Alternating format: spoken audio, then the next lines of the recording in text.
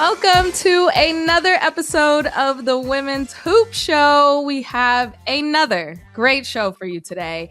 And we're starting in Miami, where the Unrivaled one-on-one tournament lived up to the hype. Chelsea Gray walked away with $200,000, a tournament-winning triple, and maybe the strongest reinforcement yet of her point guard legacy. We know that's right. The one-on-one tournament was physical, emotional, high stakes, and very clearly not an exhibition. They were out there hooping. Paige Bueckers stormed off the floor. Angel Reese was tweeting about lunch on Chelsea's dime, and NBA players are openly saying, we need this format. So maybe Unrivaled changed the future of NBA All-Star Weekend. We'll see.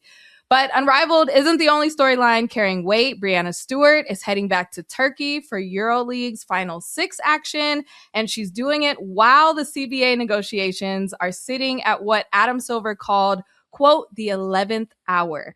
The timing doesn't technically conflict with the WNBA season, but symbolically, it might say something. After that, we shift to Athletes Unlimited. 2 weeks in, we'll break down what's unfolded so far and look ahead to week 3. Then we'll check in on some college hoops because there's a lot to unpack there. Vanderbilt just knocked off Texas, TCU beat Baylor, and South Carolina keeps reminding everyone who runs the SEC.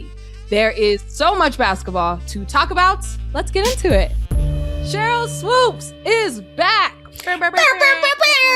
What it do, Jordan? Hello. How are you? I am so happy you are back when there is so much to talk about in women's basketball. I just got excited with you doing the intro.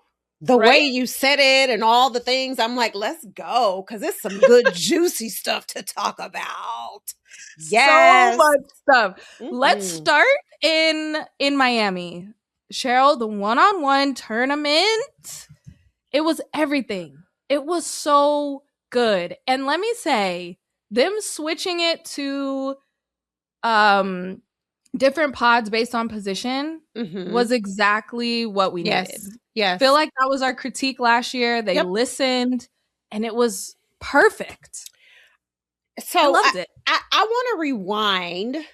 We're staying in Miami, but I want to rewind for 1 second before we get to the semis and the finals and all the things. Because can we talk about Veronica Burton just smashing Courtney Williams? Listen, Jordan, I don't know. And Veronica just had this stoic look like, yeah, this is what I do, right? But somewhere in there, she wanted to just die laughing. But the funniest part to me was when Courtney just ran over to her dad and just put her head down and started laughing. Like, I didn't all you could do a single was point. Laugh. She didn't get the ball, Sheryl. How about she didn't that? even get a shot attempt, Jordan? He went 0 for 0 from the field. So 0%. I didn't watch the game. I saw all the things on social media, and I really was like, there is no way, like, not to take anything away from V, because V is like that. But I'm like, there's no way Courtney Williams didn't score a bucket. And then when I'm reading all the comments and all the things, I was like, oh, there is a way Courtney Williams did not score a bucket. Look, you didn't watch the game, and if you would have taken a sip of water, you would have missed it. Wow, it was 1 minute and 23 seconds. What happened? It was Veronica Burton. I know. Was she hitting threes? Like what? No, what? Layups. Driving to the basket. No. Layup, miss layup, offensive rebound, put back. It was like that. And I think she might have hit a 3, but it was more of like, oh, you realize how much stronger Veronica Burton is? Like, she's in the guard category, but she's like strong. So she's swole. She took Courtney Williams. And the best part is, Sheryl, Natisha Heidemann went later the next day, also scored 0 points. The StudBudz combined for 0 points in the one-on-one. Oh my gosh. Yeah. My vote is maybe StudBudz, no more one-on-one. I don't know. I don't know. But no, they're going to be out for redemption next year. I already know. Yeah. But it was so funny. It was I had to bring that hilarious. up because but Jordan, I don't know if you remember. Yes, you do remember. Like, we've talked about V before. You know, the whole Connecticut, Dallas, the Valkyries. I have been a fan since day one. And so it does not surprise me that Veronica Burton is doing all the things that she's doing. Shout out, V. Yeah, that was funny, though. Killed it. She killed it. And I think that's what I love about the one-on-one tournament is because if you take it from a 5-on-5 setting, you're limited with space. Of course, you can see what people can create their own shots, but it's mostly how you can fit everyone else in, how you're scoring off of screens and all of this stuff. Then you go on a 3-on-3 setting and you're like, okay, this is a little more iso ball, but there's still slight help defense. 1-on-1, you have to guard your person. Yeah. And you have to figure out a way to score when you are tired. Sheryl, they were exhausted during these one-on-ones. It's a different level of conditioning. I think I would last 5 seconds.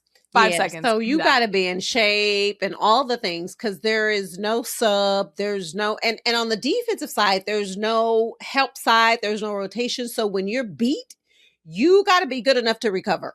Right? Because all this calling for help, ain't no help. Ain't no help. It's just you, boo. Yeah, it's just you, boo. It's just you. So the final 4 was Chelsea Gray going up against Kelsey Plum. And then on the other side of the bracket, it was Alisha Gray going up against Aaliyah Boston. Now, let's just pause there because Kelsey Plum had a chance to win. She was up big and she was utilizing her quickness because there's clearly a size disadvantage there. Yeah. But she couldn't knock down the 3. And that's what ultimately allowed Chelsea Gray to come back and play bully ball to win it. Well, yeah. So I got a chance to watch that one. And when I turned it on, I think it was 8-0, maybe? Yeah. And I did a double take, like, huh? Okay. So, of course, Chelsea Gray, being the point guard she is, doing Chelsea Gray things, makes her come back, right? But when Chelsea missed the one, I don't know, it was a jumper layup or something, and Kelsey got the rebound, and she is going to the 3. I get it. You're trying to knock down the 3 so you can win. But I still was like, it's make it, take it, right? Yeah. So I was like, Kelsey, like, put the ball on the deck. Like, get to the hole and go finish. You're going to get the ball back. Yeah. But I guess Kelsey was so confident in her 3 ball because she was shooting the ball well, right? I guess she was just so confident in it. She's like, I need to get this over and not even give Chelsea a chance to get the ball back, I guess. See, that's what I thought. I'm scared that if Chelsea gets the ball back, that she's going to win. So let me hurry up and shoot a 3. And that's what she did because she shot it so fast. I was just like, dang. But not to take anything away from Kelsey, but Chelsea Gray, girl, she got this after she made that first bucket. She got this look on her face like, y'all thought this was over? Nah, I don't rock like that.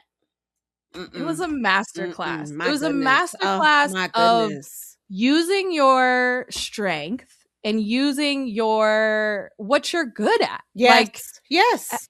I think that's what these one-on-ones also show. I think Kelsey Mitchell was a great example. I am fast, so I'm going to use my speed to the advantage. When we talk about Aaliyah Boston, we're going to bang in the post. You can't guard me when I do that. Like, using your strengths to the fullest is what was on display here. And I think Chelsea Gray did a great job with that over Kelsey Plum. And Alisha Gray against Aaliyah Boston. Did you see Alisha Gray after she's like, I'm glad I'm not in the post. She said, I don't want to be a post. Oh my God, that was so funny to me. That was Oh, y'all hilarious. can have that. I don't want to be a host. But same, right? Same Yeah, thing same. there. Get me out of there. Alicia's like, my advantage is my speed and my quickness. And so I'm going to try to get my shot off. And then she's like, because I couldn't go to the hole because Aaliyah is strong. But the other side, when Aaliyah did the ball, she did what she's supposed to do. Back her down. Yeah. Mm-hmm. Back her down. Like, that's got to be layups all day. Make her foul you. I don't know. Mm-hmm. I was more curious about that matchup than I was the Kelsey Plum, Chelsea Gray, right? You got two guards, Mm-hmm. but then you got Aaliyah Boston. Shout out to Aaliyah, though, for making it that far. Okay. Oh, yeah. But you got Aaliyah going up against a guard in in Alicia Gray, who's pretty good herself. Yes. So especially with money on the line. Yeah, especially with money on the line. You know Alicia Gray gonna turn into something else. She turns into 2.0 when there's extra money to be made. Yeah. I thought Aaliyah Boston could have won the whole thing. Like how she was playing and how she was using her strength. I was like, oh, and she's knocking down the three. She's knocking down her jumpers. I was like, oh, shoot. You know, and last year, it was all about the fours. It was all about the bigs kind of being able to guard the guards, block shots, and then able to score on them easier. So I was like, maybe it's Aaliyah Boston, but that shot at the end, Alicia Gray, jab step, dagger in your eye for the win. I was off my couch. I was yelling. It was that exciting. Oh my God. It was exciting. But the post-game interview with Alicia Gray, girl, just had me rolling. She was like, oh, I was just glad it went in. I was like, yes, ma'am. She's hilarious. So my funny. Gosh. Yeah. Funny. Yes. Yeah. But I was pleasantly pleased and really enjoyed. I enjoy the 1-on-1 more than I do the 3-on-3. It was good. I do. Yeah. It was really good. The matchups were just so evenly matched. And when you think about, the final, it's Chelsea Gray, Alicia Gray, the Battle of the Grays, who they had to go through to get to that point. It was very much like you deserve to be here. Like it was a gauntlet of guards and Alicia Gray having to go through a post to get there. Now, you said you didn't catch the final. No. It was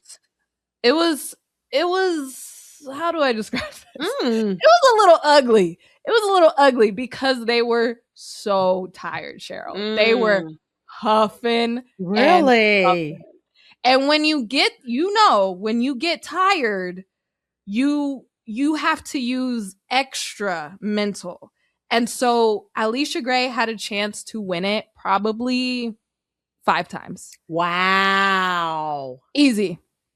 She kept driving in to Chelsea, doing counter moves that didn't need to be made. Okay. Like Chelsea was also tired. So if you would have stopped and pulled up for a jumper, but you don't have any legs. So she was trying to get to the rim, but doing too many counter moves is exhausting. Yeah. And she was missing at the rim. A lot of maybe some fouls should have been called, maybe, but no, you had too many opportunities. And then Chelsea Gray also had some opportunities. She was playing catch up again. Wow. Came back and won it on a jumper. And it went down to because there's still a continuous clock. So it was 3 minutes left on the clock. They were playing for a long time. Wow. So was Chelsea down the entire game? Yeah, for most of it. Yes. Oh. Yep. Oh, and I know. Alicia sick. I know. That was the hardest part is you could have won it. You could have won it there. You could have won it. But when you tired, it was a point Alicia Gray chucks her goggles across the floor. She's like, oh, I'm going to get into it. But when you tired, everything goes. Facts. No, facts. Everything. So Chelsea Gray wins it. It was incredible, especially because they just played that semifinal earlier in the day. She wins $200,000, Sheryl. $50,000 still goes to Alicia Gray for the runner-up, and then $25,000 for the semifinalists. But that's a nice payday. Nice chunk of change. Wow. Must be nice. Mean, well, you know, when I think about it, there are some people who don't make $200,000 in a year. Yeah. And you made it. I mean, it wasn't just one game. You had to go through several people, but wow. A couple days. I love that. A couple days work. Yeah, I love that. Which yeah. I know we'll get into it, but that's more than her WNBA salary. How about that?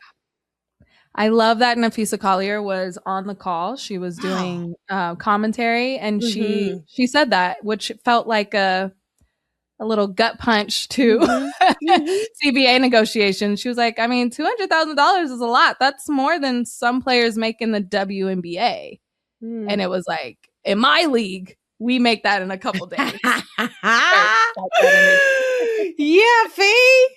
Wow. It was great. I think that's all I want to say for the one-on-ones.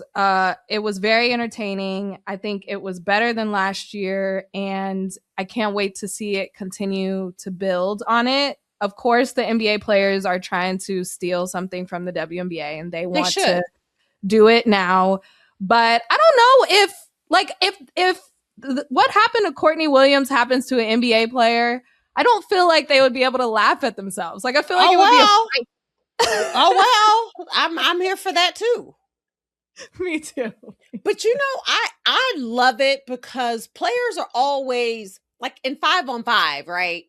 Even though you have a matchup with somebody, that's not really one-on-one because you know you got help. Like if you get beat, help is coming. One-on-one, there is no help. I would absolutely love to see this in the NBA because you have a lot of guys just from an ego standpoint and all the things that feel like they are that dude, right? I want to see you be that dude with just man up, one-on-one. And to be honest with you, I think if they incorporated something like this in the All-Star game, it probably would be more exciting. People would tune in. Jordan, I think so too. I did not watch any of NBA All-Star. I didn't watch a single part of it. Yeah.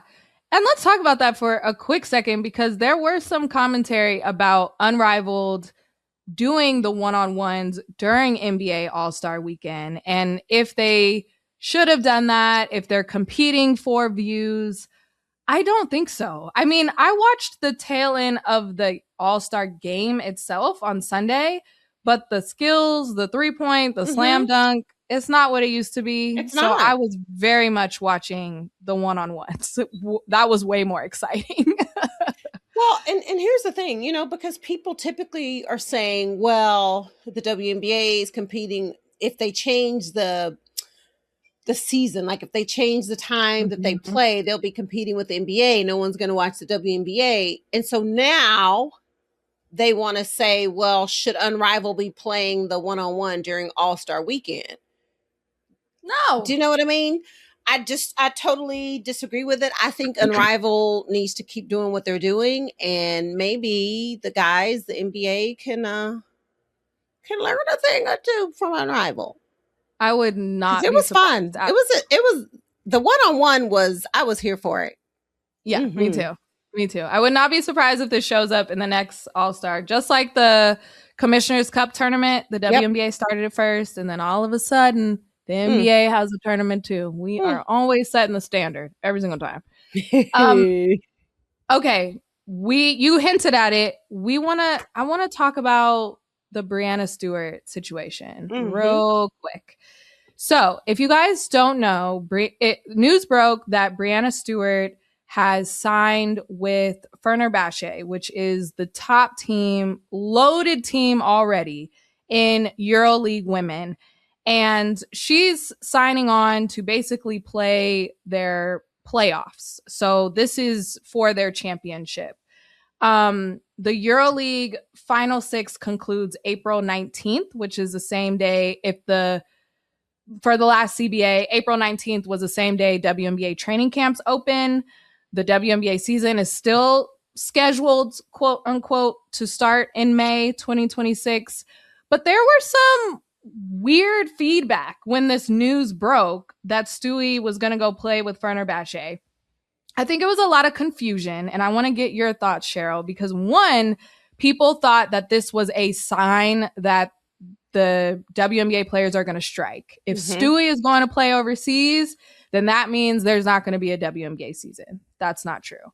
And then the other side was, well, Stewie and Fee founded Unrivaled. Why is she going to play overseas still? I thought that was the whole point, to not have to go play overseas anymore. So what are your thoughts when this news broke? I think it's great that Stewie should get all the money that she wants. That was my reaction. You know what? Seriously, when I saw it, I said two things. They are paying her a buttload of money. Yes. And two, girl, go get your bag.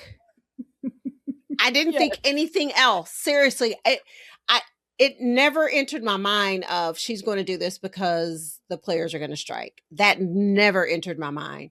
And honestly, I didn't even think about Unrivaled because yes, Fee and Stewie started this league, but it's for everybody. It's not just for Fee or just for Stewie. And listen, Stewie can go and do whatever Stewie chooses to do.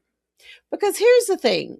If an NBA dude was doing this, there would be no discussion about it.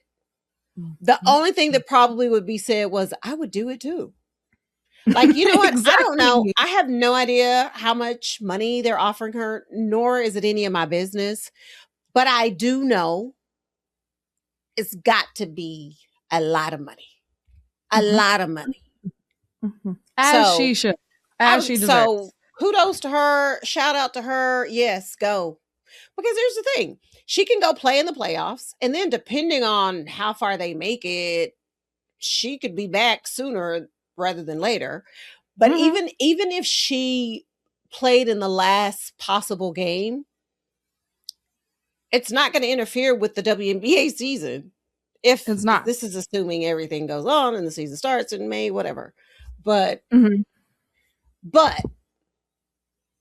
I am going to add a but to this. Okay.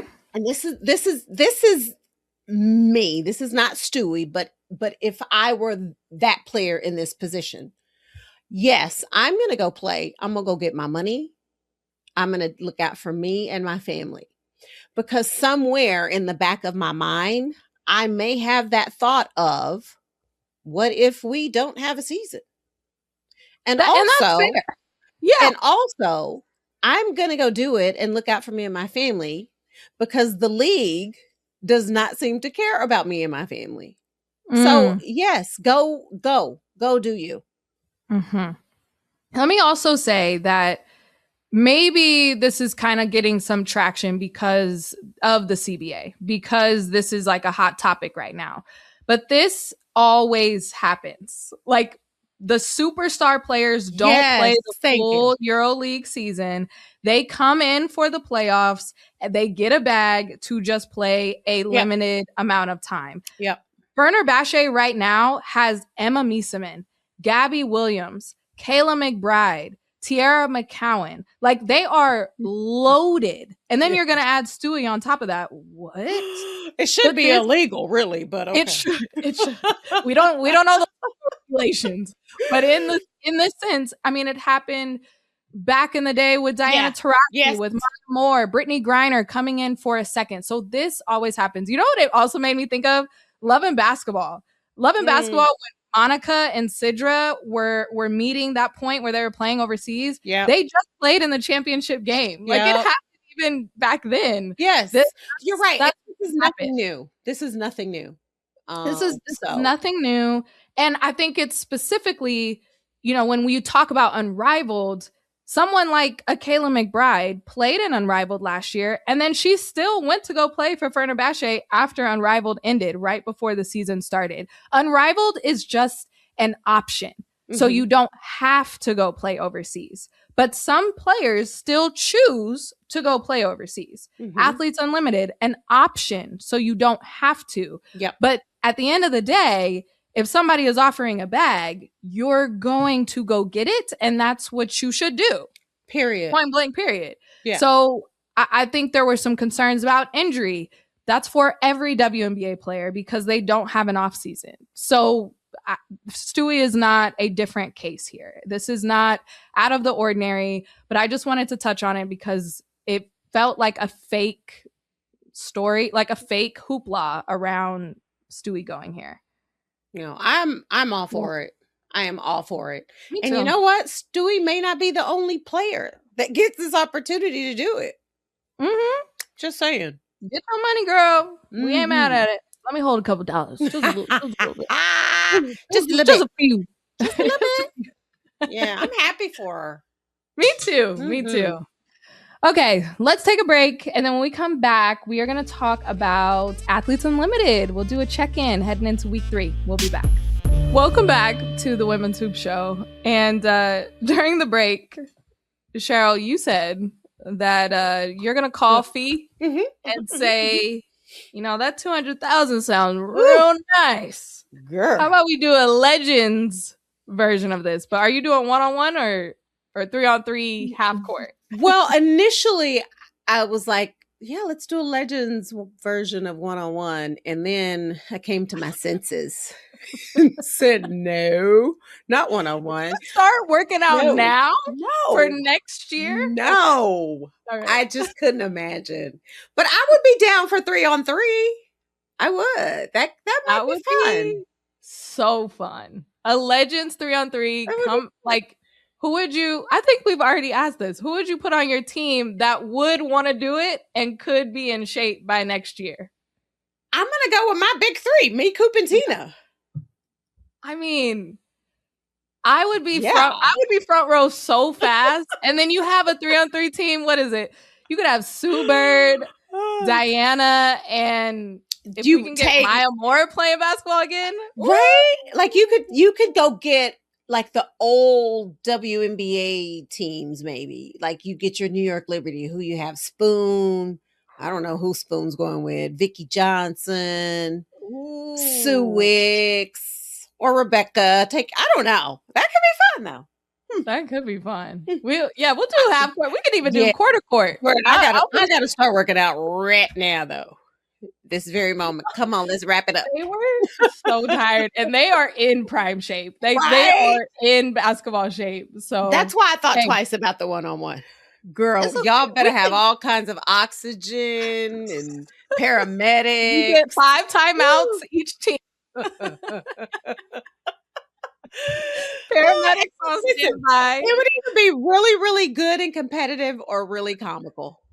Really bad. Yeah, one of those two. They could just interject, edit your highlights from your prime, just in between shots, just to keep it rolling. Yeah, because with AI nowadays, you can do all kinds of things. You can do right? it. Yeah. Right. Okay, we'll work on that fee and we'll get that back to you. But I think you have a great idea, Sheryl. All right. Let's go. Athletes Unlimited. Back to the current athletes of the day. I see what you did there. Unlimited, week 2. Rebecca Gardner sitting at the top of the leaderboard, over 3,000 points. Then Odyssey Sims, of course, our girl. She's always in the hunt. Natasha Mack sitting at number 3. Mercedes Russell at 4. And Kirsten Bell at 5. With just almost 2,500 points.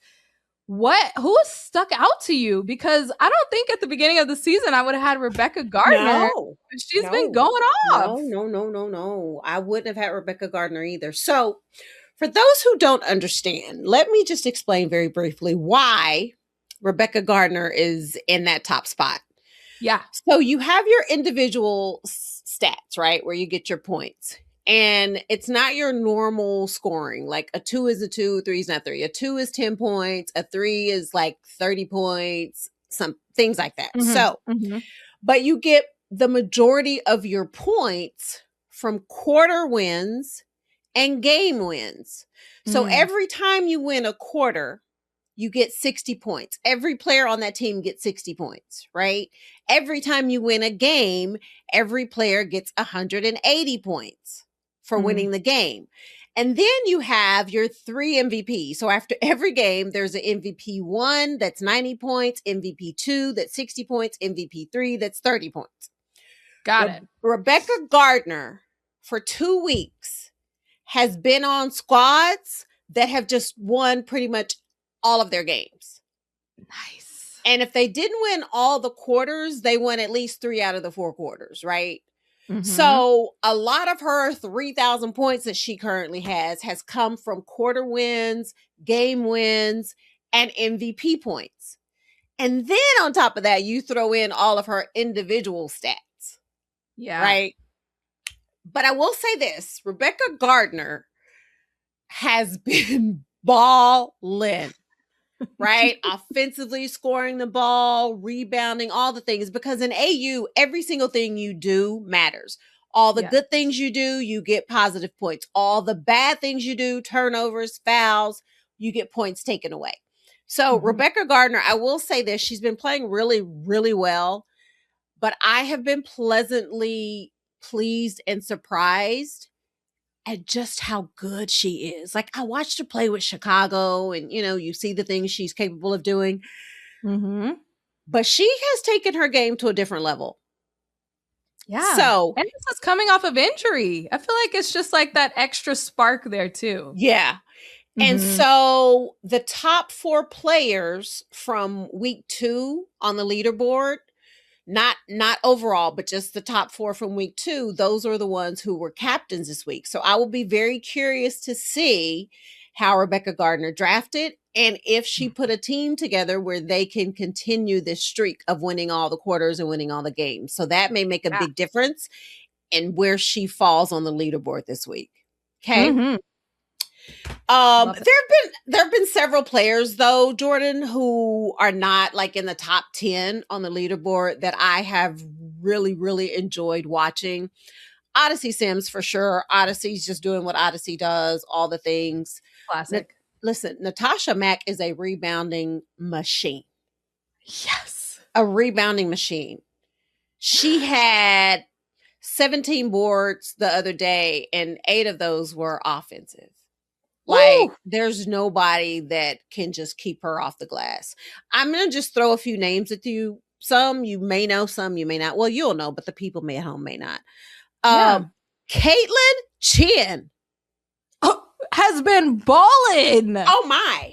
Okay. She's sitting 7th right now in the overall leaderboard, but she has been hooping. Like balling, hooping for real. Yes. And I'm gonna be honest, I know Caitlin Chin had some of that stuff she got in her game. She got some sauce. Man. Some sauce. Yeah. And so for week 3,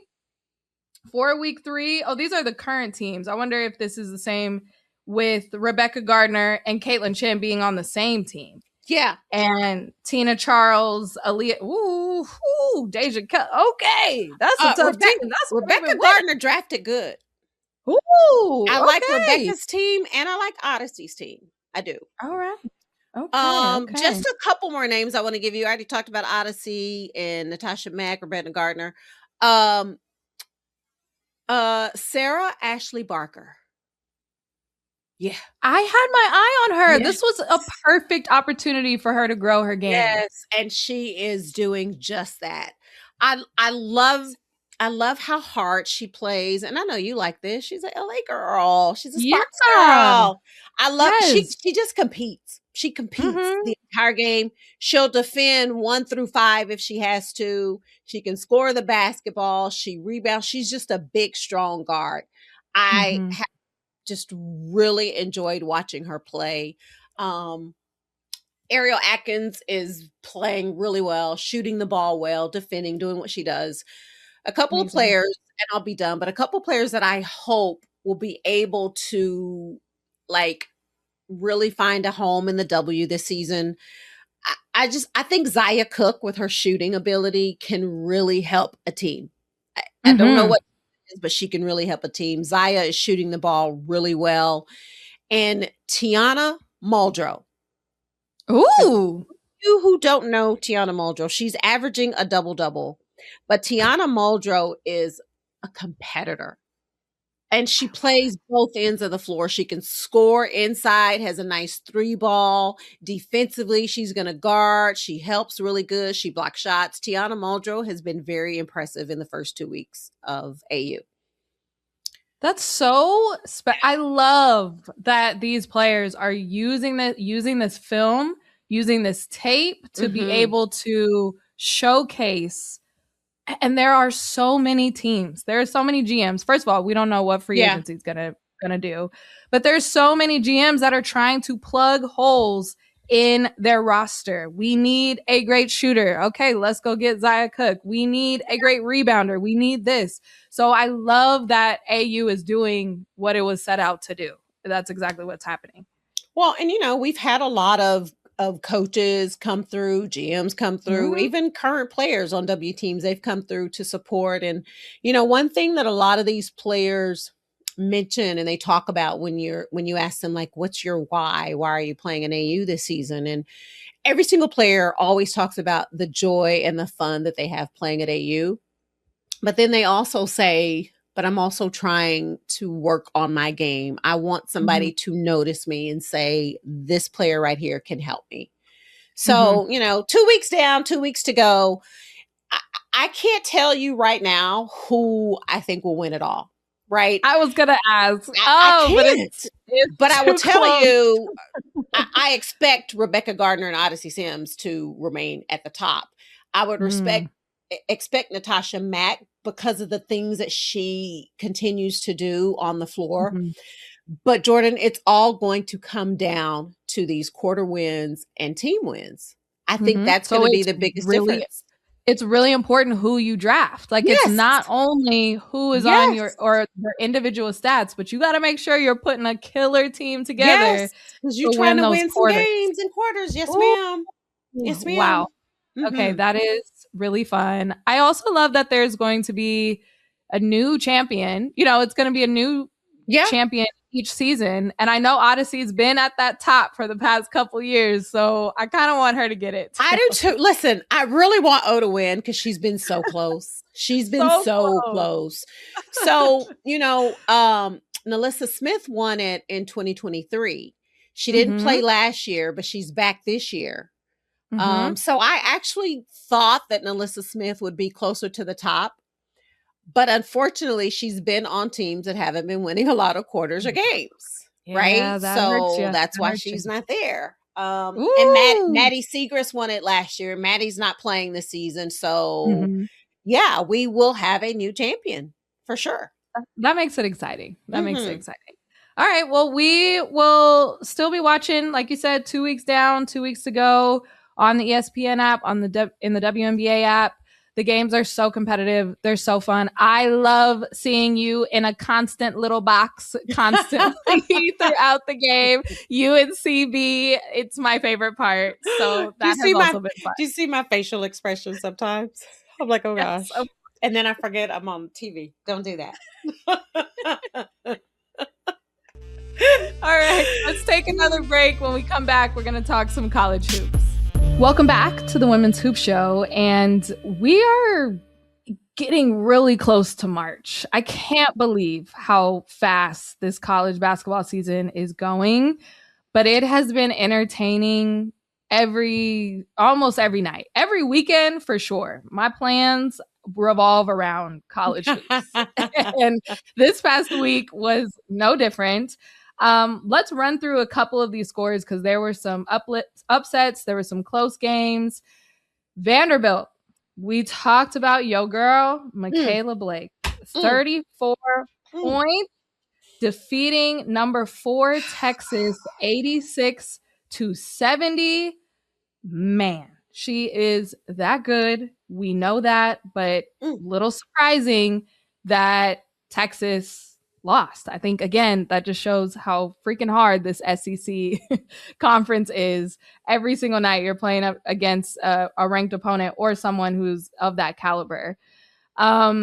We'll talk about in a second what Coach Vic Schaefer had to say about his Texas Longhorns after that loss, but just want to give it up to Vanderbilt because they have been balling and they have held their high position. Listen. I think that it is about time that we start putting some respect on Vanderbilt. I'm gonna get there with Michaela Blake's, but Vanderbilt is the real deal. Like, are they perfect? Are they perfect? No, but no team is. But I will tell you this, Vanderbilt, they are the real deal. I know it was a 4-5 matchup. I wasn't surprised that Vanderbilt won. I was, however, surprised that they beat the brakes off of Texas. Not the brakes. That I didn't see coming. I have more respect for Vic Schaefer in Texas and their talent. Like, Texas is good. But Michaela, Shanita, DeWanda Blakes. Y'all, two good names. He needs to. Jordan. She's an NCAA leading scorer now. My. Four straight 30-point games. And she's a sophomore. Ooh, a sophomore. That's scary. There is something about the way this kid plays that just makes you say, na, na, na, na. You know that song? She's just good. Her 3-ball is just pure. Her shot's beautiful. I love her attacking the basket. I love her on defense. I love everything about Michaela Blake's. I am a fan. And we need to talk about this kid more than we're talking about her. Because she's the truth. And I think she's going to have a time in March Madness. Like, I think that is the stage. Even, last year or previous seasons. Yes. These are the stories when maybe the lesser known players, even though she's very much in the conversation always, but we need to talk about her even more, to your point. And also to your point about Vanderbilt not being perfect, they got upset by Georgia. That's also a testament to the SEC. Georgia upset them 76-74. But Georgia has beaten a lot of teams. They beat Ole Miss, they beat Kentucky, and they just got into the top 25 this week. The SEC is the toughest conference in women's basketball, without question.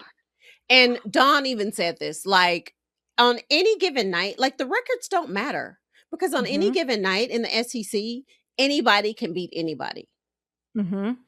But there are just some teams, some players, though, they just live for that moment and they show up for big moments. And Michaela Blake's, I was not aware of, I've seen Aubrey Galvin. I've seen her play, but She's I tough. wasn't quite aware of just how tough she is. She's tough.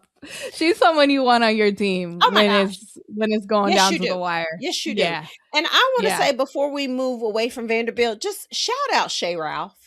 Sheryl has sat here and she has recruited. She has put her team together. She's built her program her way.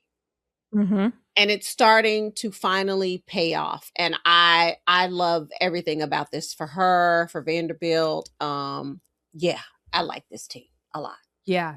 Building a strong team, I want to shout out real quick. TCU is just built to perfection. I know that's the Big 12, but them going up against Baylor, huge matchup. All eyes are on them to see if they are the real deal, because they kind of slipped a little bit in the rankings. But they defeated Baylor 83-67. Very emphatic win. And Olivia Miles, somebody that I don't even feel like we've been talking about this season as much as we have been talking about last season. But she said, hold that thought. Let me drop 40 on a ranked team. Let me have a career high 40, a career high 10 3-pointers, and a 23-point third quarter. Well, let me just do that real quick so you guys can put me back in the rotation, in the conversation. We know how great Olivia Miles is. We know she's going to be drafted and help a WNBA team, I think, very immediately. But real quick, Marta Suarez, who is her teammate on TCU, is a bucket. She is pro ready. 27.6 rebounds in that game against Baylor. I do like her game. Yeah. I really like it. She can shoot. She can post up. She can kind of do everything at a perfect height. Like, I just think she needs to be higher on draft boards. Like, I think she could be in the WNBA mix immediately. Oh, for sure. For sure. I'm a fan. And she got a little swag to her too. I see she be out there. She be talking a little trash. I don't mind that either. I do. I like her game a lot. I do too. This TCU team, I agree with you. You know, they took a couple losses and people were like, oh, yeah, they're not that good. Oh no, they are that good. Yeah. But they are. They are. Okay. Sprinting back over to the SEC, because that's what this weekend was all about. Let's start first with South Carolina LSU. I had this on my calendar for months. Me and Autumn talked about it last week. We previewed it, but it was still better than I could have imagined. It was such a great matchup. And let me just say, South Carolina defeated LSU 79-72. That is 18 straight wins against LSU.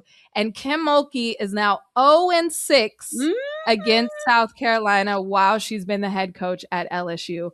Flage played her tail off, 21 points, but missed 2 critical free throws down the stretch that would have tied it and gave them the lead, actually. But South Carolina is just too much. They are the full package. Here we are again. I feel like it's deja vu a little bit. Well, before I get into that, this was, to me, the line of the night. Can anybody guard Tessa? Someone raised their hand in the huddle. And they probably didn't even get in the game. No, ma'am. That was the line of the night for me. Someone said, I hope Tessa puts that on her graduation ring, like engraves it into her, her ring. Can anybody guard Tessa? Yes. I would put, no one can guard Tessa. That's what I would put. But I will say this. Listen, I love games like this. And I heard Dawn's interview before the game, right? When she was like, we don't want to beat LSU because of Malaysia. Right? Yeah, no. We want to beat LSU because we have a chance to win the SEC. Now, I agree with that. But there was a little extra something going into that game. Just a little bit.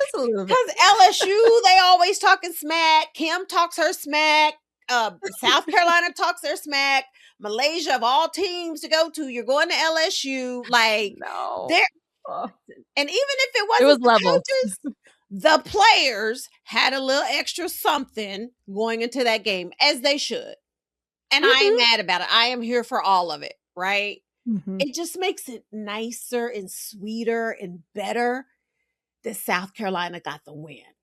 Do you know what I mean? Yeah. Because they're like, oh, Yeah. you left us to go there, and yeah, we came into your home, and yeah, we did that.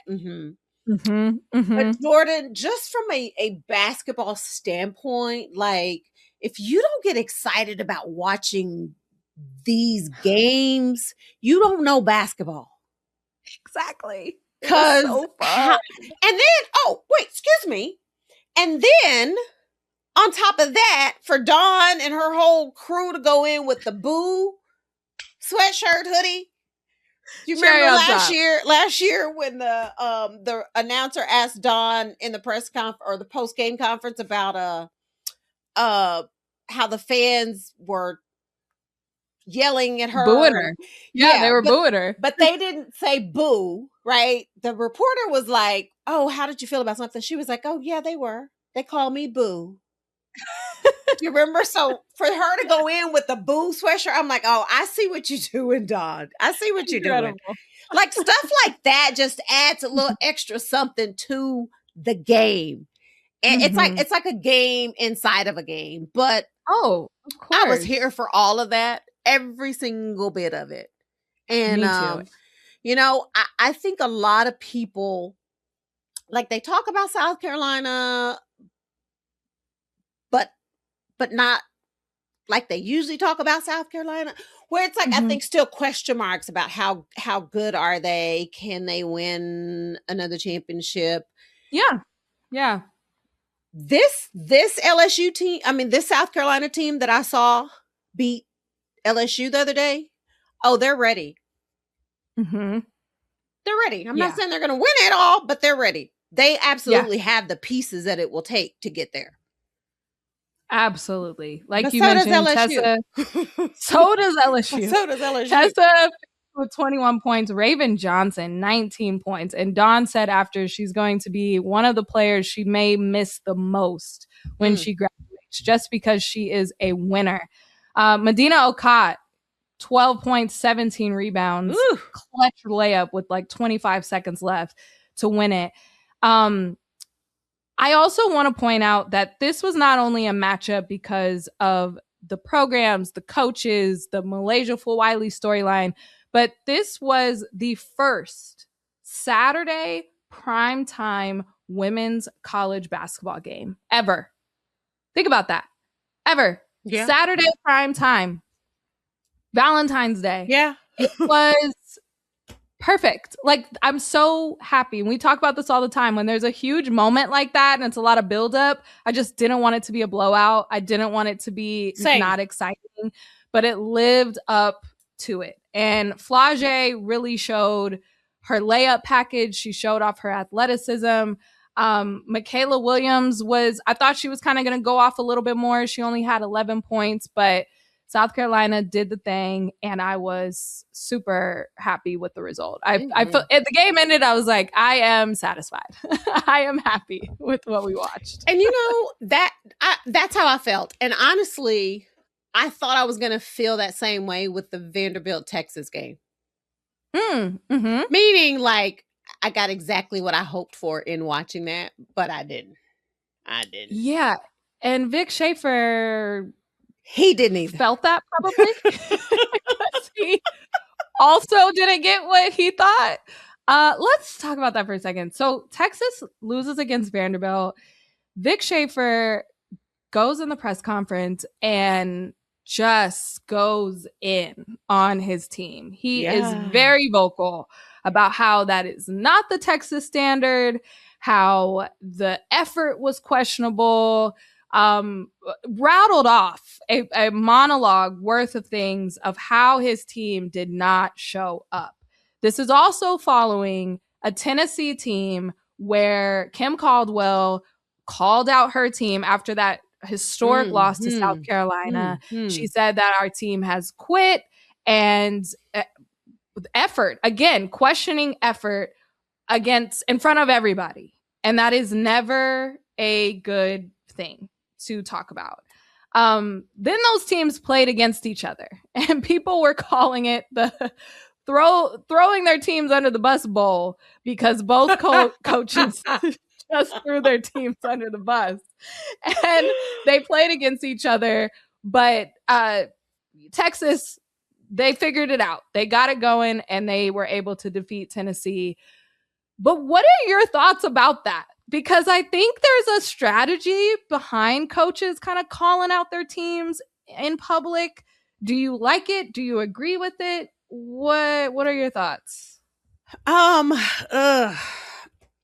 It's tough because I know a reporter asked Dawn the same question after that game, and she was like, I probably wouldn't have said that publicly. Yeah. Here's what I think. I think you have to know your team, right? Mm.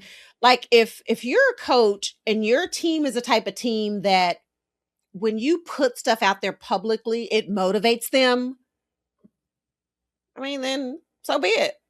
But if on the other side, your team is that team that if they hear something said about them publicly, they're going to fold and not, show up for you and not play. Like, you got to be very, very careful how you address questions in press conferences and just things you say about your team. Even if you feel that way, it's like a family, right? Some stuff needs to stay in the family. Everything ain't meant to be said publicly. Right. And I just just listening to what Coach Caldwell said after that game, honestly, like if I had I was clutching my pearls. Not the pearls. Yeah, what? It was a lot. No, Jordan, I feel you, Coach. I feel you. Yeah. But I don't know, because the game had just finished and you're emotional and all the things, I just don't know if that was the best response to that question. And I also think it depends on what it is you're saying. Honestly, for Vic Schaefer to say this is probably the softest team I've ever coached, I don't have a problem with that. That part I didn't.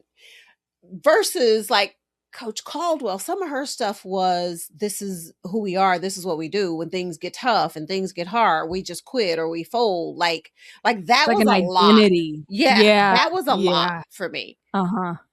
And again, I'll just go back to, you have to know your team, you have to know your players and know how they're going to respond and react to things that are said about them publicly, because they're getting enough from the outsiders, right? Yeah. The last thing they need or want is for the coach to be piling on top of everything else that's already being said. Yeah, I think that's how I feel too. Like, this is your coach that's supposed to have your back, even though I know we're about to get yelled at in practice. Like, I know that we're going to have a team only meeting. We're all going to yell, whatever that is, but that's behind closed doors. So for your coach to kind of go publicly and say that, I think the other part of it is recruits or transfer portal. Like, if that's kind of this message that you're putting out there, I think for Texas, it's a little different, because you're like, okay, yeah, that's the Texas standard. You know what Vic Schaefer is, you know the defense, you know what it is, and that was not that. So of course he's gonna say something about it. But yeah, with the identity thing with Kim Caldwell, it's like, all right, fine, I'm gonna leave then. Like, I'm gonna transfer. Like, that could easily be the reaction. So if you know your team and they all texting each other like, all right, coach said this, like, let's go prove her wrong. That's a different vibe, and that's a different team. So you got to play the field. You do. And Jordan, the other part I want to add to that before we get out of here is, NIL has changed the game. It's changed how coaches recruit. It's changed how coaches coach. And a lot of coaches look at this like, this is your job. Like, we're paying you, in some cases, millions of dollars to do your job. And you didn't do your job tonight. So I need the world to know we're paying you all this money, but you didn't show up for work. And again, I'm not saying that's right, but when you start looking at the landscape of the college game and just how so much has changed, you're expected to show up. Yeah. And when you're not, pro players are. Yes. Yeah. And when you're not showing up, you're going to get called out for it. So that's a great I point. don't know. Way to mic drop right at the end. Wise words. Sheryl, Thanks, this is always so fun. I think I have a cramp from laughing so hard, per usual. You're the best. Gosh, I love you. There's so much more college hoops, Unrivaled, Athletes Unlimited. Hopefully everybody tunes in to the EuroLeague final if all this chatter about Breanna Stewart. So watch it because it's still good basketball. Fingers crossed for CBA, all the things. Yes, fingers crossed. We didn't have an update this week. Hopefully next week we have an update because we're running out of time, people. But thanks, Sheryl. You're welcome. So fun. I'll see you again soon. Always. Peace. Thanks for tuning in. If you enjoyed today's episode, be sure to follow on your favorite podcast app so you never miss an update. Your support means the world. And if you're feeling generous, leaving a quick rating or review helps more Hoops fans discover the show. And you can now see us on our brand new YouTube channel. Make sure to like and subscribe there. Shoot us an email at women'shoops@odyssey.com to tell us what's on your mind. We want to hear your hottest takes, your burning questions, and all your feelings about all things women's hoops. We just might feature your note on the show. That's women'shoops@odyssey.com. The Women's Hoop Show is an Odyssey original podcast hosted by me, Jordan Robinson. Today, our co-host was Sheryl Swoops. Our producer is Phil Sweetek. Our video team is led by Kurt Courtney and includes Tim Meikle, Evan Cox, Allison Jeffrey, and Lauren Vieira. Our executive producers are Greg Holtzman, Asha Saluja, Danny Freisinger, Maddie Sprunkheiser, and Leah Reese Dennis. And special thanks to Moira Curran and Josephina Francis.